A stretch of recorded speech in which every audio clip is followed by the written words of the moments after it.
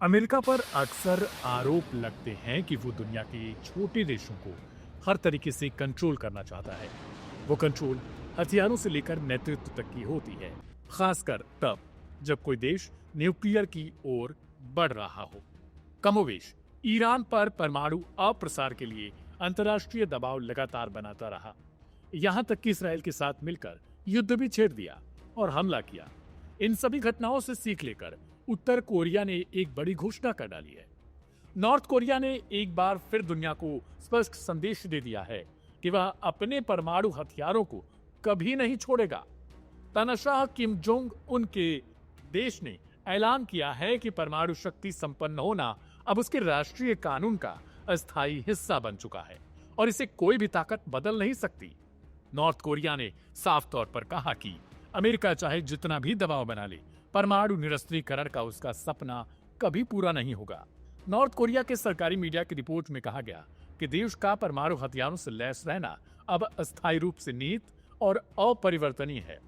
इस बयान में अमेरिका द्वारा बार बार परमाणु निरस्त्रीकरण की मांग की निंदा की गई और कहा गया यह केवल राजनीतिक उकसावे की कार्रवाई है। कोरियन सेंट्रल न्यूज एजेंसी के मुताबिक नॉर्थ कोरिया के संयुक्त राष्ट्र मिशन की आधिकारिक बयान में कहा गया कि हाल ही में अंतर्राष्ट्रीय परमाणु ऊर्जा एजेंसी यानी आईएईए की बैठक में अमेरिका ने हमारे हथियारों को अवैध ठहराने की कोशिश की, लेकिन प्योंगयांग ने इस पर पलटवार करते हुए कहा कि आईएईए को हमारे मामलों में हस्तक्षेप करने का न तो कोई कानूनी और न ही नैतिक अधिकार है। बयान में कहा गया कि कोरिया की मौजूदा स्थिति को बदलने के लिए हर कोशिश का कड़ा विरोध और अस्वीकार किया जाएगा। दरअसल नॉर्थ कोरिया ने साल 1994 में ही आईएईए से नाता तोड़ लिया। उस समय उसका आरोप था कि अमेरिका इस एजेंसी का इस्तेमाल उसकी संप्रभुता को कमजोर करने के लिए कर रहा है। अब 3 दशक बाद प्योंगयांग ने फिर वही रुख दोहराया और कहा कि उसका आईएईए से कोई आधिकारिक संबंध नहीं है। इस बयान से ठीक पहले नॉर्थ कोरिया के supreme leader Kim Jong Un ने परमाणु हथियारों पर काम कर रही एक फैसिलिटी का दौरा किया था। वहां उन्होंने कहा कि प्योंगयांग अब अपनी परमाणु ताकत और पारंपरिक सशस्त्र बलों के निर्माण को एक साथ आगे बढ़ाएगा। किम जोंग उन ने साफ किया कि परमाणु हथियार न सिर्फ देश की सुरक्षा के लिए बल्कि उसकी रणनीतिक पहचान का अस्थायी हिस्सा बन चुके हैं। विशेषज्ञों का मानना है कि नॉर्थ कोरिया का यह बयान उसके इरादों को और कठोर बना देता है। परमाणु हथियार छोड़ने की संभावना तकरीबन खत्म हो चुकी है। अमेरिका और उसके सहयोगी भले ही बार बार डिप्लोमेटिक प्रयास करें, लेकिन प्योंगयांग ने यह संदेश दुनिया को दे दिया कि उसकी परमाणु स्थिति अब कानून में दर्ज और अस्थायी है। गौरतलब है कि कुछ महीनों पहले ही इसराइल ने ईरान पर भी परमाणु हथियारों के निर्माण का आरोप लगाते हुए उस पर हमला बोल दिया। तब अमेरिका ने भरपूर उसका साथ दिया और B-2 बॉम्बर्स के सहारे कथित ईरानी न्यूक्लियर ठिकानों पर हमला किया। और उसके बाद ट्रंप ने कहा कि अमेरिकी फोर्सेस ने जो काम किया वह कोई और फोर्स नहीं कर सकती थी। अब देखना दिलचस्प हो जाएगा कि क्या नॉर्थ कोरिया का यह संदेश लेकर ईरान भी कोई अपनी रणनीति में बदलाव करता है या फिर नहीं।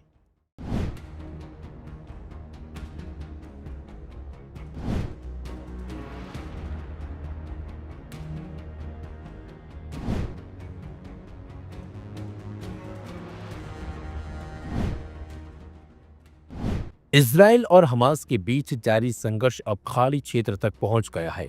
दोहा पर हुए मिसाइल हमले के बाद कतर और इसराइल के बीच राजनयिक संबंधों में दरार गहराती दिख रही है। हमले में हमास के कथित नेताओं को निशाना बनाया गया था, लेकिन कतर इसे अपनी संप्रभुता पर हमला मान रहा है। कतर हमले के बाद यूएई ने इजरायली राजदूत को तलब किया और स्पष्ट कर दिया है कि अब सामान्य कूटनीति नहीं चल सकती। दुबई एयर शो से इजरायली रक्षा कंपनियों को बाहर करने का निर्णय इसी का हिस्सा है। यूएई ने सुरक्षा कारणों का हवाला दिया, लेकिन संकेत साफ है, कतर के साथ एकजुटता दिखाना। राजनीतिक विश्लेषक मानते हैं कि यूएई का यह कदम प्रतीकात्मक ही नहीं, रणनीतिक भी है। इससे इजरायल को यह संदेश गया है कि खाड़ी देश अब तटस्थ नहीं रहेंगे। दुबई एयर शो 2025 में इजरायली रक्षा कंपनियों पर प्रतिबंध लगाना क्षेत्रीय राजनीति में एक नया मोड़ साबित हो रहा है। यूएई के इस फैसले को कूटनीतिक हलकों में इजरायली आक्रामकता के खिलाफ एक मजबूत संदेश माना जा रहा है।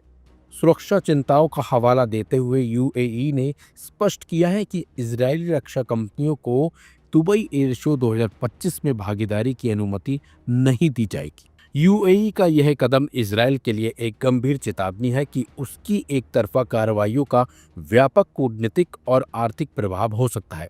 दुबई एयर शो जैसे महत्वपूर्ण अंतर्राष्ट्रीय मंच से बहिष्कार इजरायली रक्षा उद्योग के लिए एक बड़ा झटका माना जा रहा है।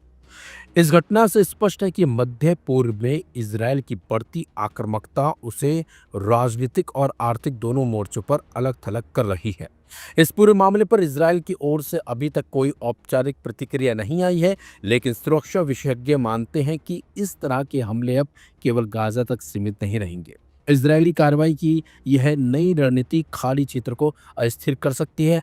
बता दें आपको, इजरायली हमले के बाद इस्लामिक देशों ने दोहा में एक सम्मेलन भी किया है। इस सम्मेलन में इजरायल के हमले की सभी ने मिलकर निंदा की और सुरक्षा के लिए इस्लामिक देशों को एकजुट होने का प्रस्ताव भी रखा। इस प्रस्ताव पर सभी अरब और इस्लामिक देश एक मत नजर आए, जिसमें इजिप्ट ने 9 साल पहले लाए गए नाटो जैसे संगठन बनाने का प्रस्ताव को दोबारा दोहराया है। बल्कि दोहा पर हुआ हमला सिर्फ एक शहर पर मिसाइल गिरने की घटना नहीं है, बल्कि पूरी खाड़ी की कूटनीति में उबाल लाने वाला मोड़ बन गया है। अब सवाल यही है कि क्या अरब देश केवल बयान देंगे या कोई ठोस रणनीति अब इजरायल के लिए बनाएंगे और तुरंत लाएंगे।